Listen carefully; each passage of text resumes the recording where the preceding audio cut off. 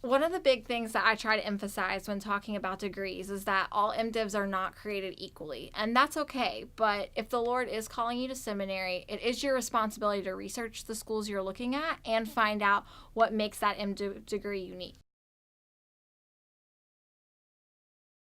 Your goal when you're doing the research is to find the school where your calling intersects with the seminary's passions. One of the best pieces of advice that I received from an academic mentor was that if I wanted to get into a certain academic institution, I needed to care about the things that the academic institution cared about. So, as an example, I'm going to go through 3 things that Gordon Conwell Charlotte is passionate about. First, biblical languages. We have 11 courses in biblical languages in our MDiv, and they're taught by world-renowned faculty.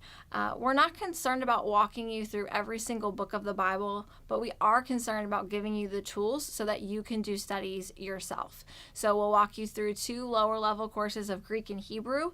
We'll do an interpretation class for the Old Testament and the New Testament, and then we'll do 2 upper-level exegesis classes for both Greek and Hebrew, and then we cap that off with a biblical theology seminar.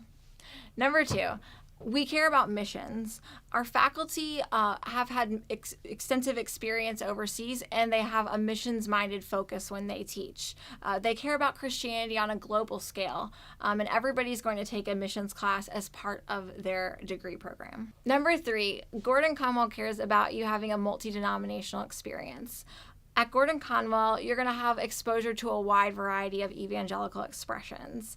And we also want to give you room to explore your own tradition or learn about the traditions of other evangelical expressions. So, for example, in our Theology 1 and 2 classes, you're going to read a systematic theology, but we'll encourage you to either read a systematic theology within your tradition, but you could also read something outside of your tradition. Languages, missions, and multi-denominational experience are all things that Gordon Conwell Charlotte values. So if those values are meaningful to you pursuing your calling, then Gordon Conwell Charlotte could be a great fit for you. One thing people say all the time around here is that seminary is a marathon, not a sprint.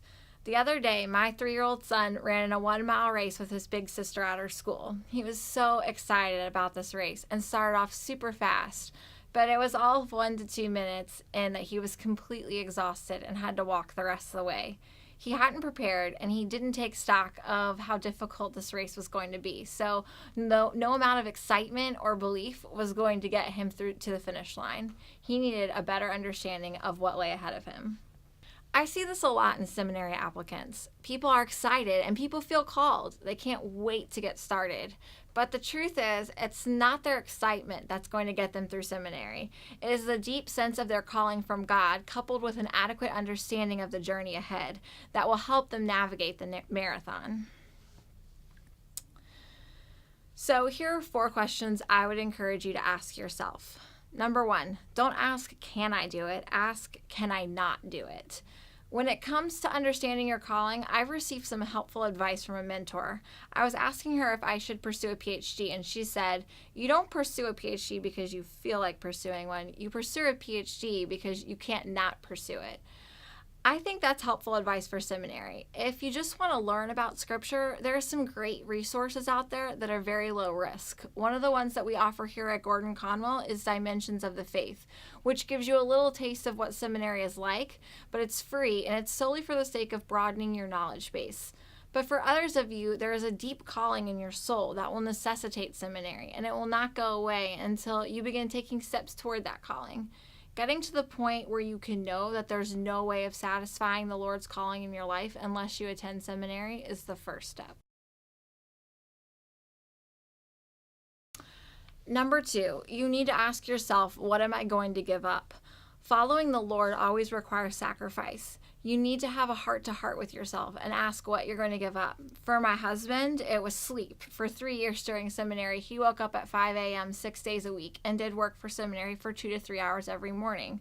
When my husband and I were both in seminary, we gave up a lot of our free time and a lot of our extra money. That means 5 people fit into a townhouse and a Honda Fit. It's a tight squeeze, but that's what we were willing to do to make seminary work for us. Those were hard conversations, but they're necessary ones so that we could make it through the marathon.